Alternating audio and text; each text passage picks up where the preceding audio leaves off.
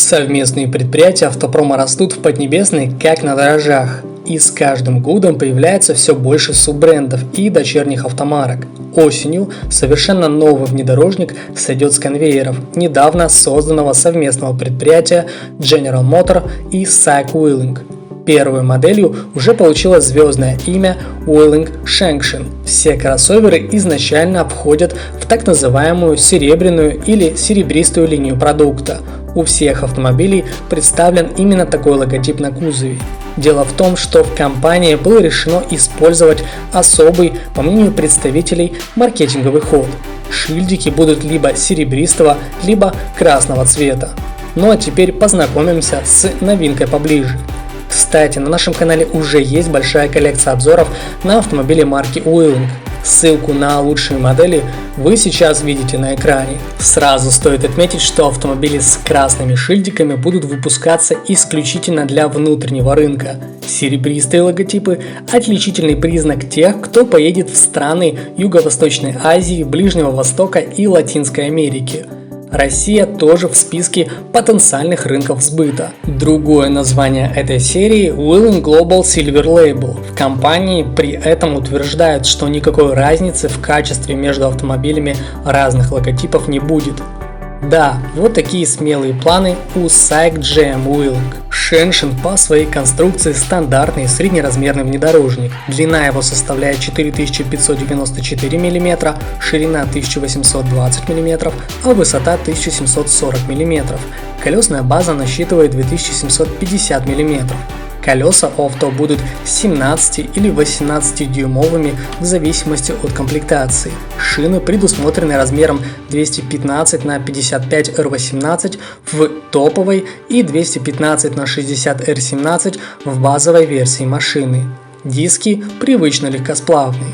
Кстати, автомобиль уже официально представлен на Шанхайском автосалоне 2021 года. Модель, как и было обещано, действительно получила логотип в серебристом цвете.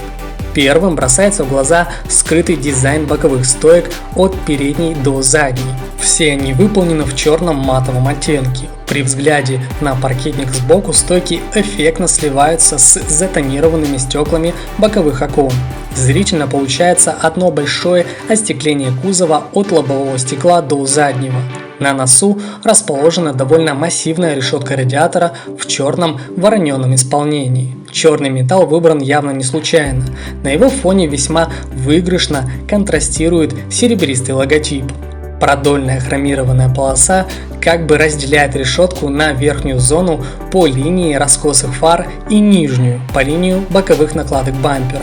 Последний выглядит внушительно, снизу у него четко просматривается открытая пасть воздухозаборника. В остальном дизайн этого паркетника понравится приверженцам строгих линий без новомодных изысков в кривизне обводов и нагромождении рельефа. Силуэт кроссовера напоминает RAV4 нескольких поколений назад, да и габариты паркетника из Поднебесной во многом схожи с именитым японцем. Тойотовский облик улавливается и в корме кузова. Интерьер весьма строгий и сдержанный. Кстати, во время дебюта авто на автосалоне окна были затонированы. Таким образом, вероятно, производитель хотел пока оставить в тайне интерьер салона.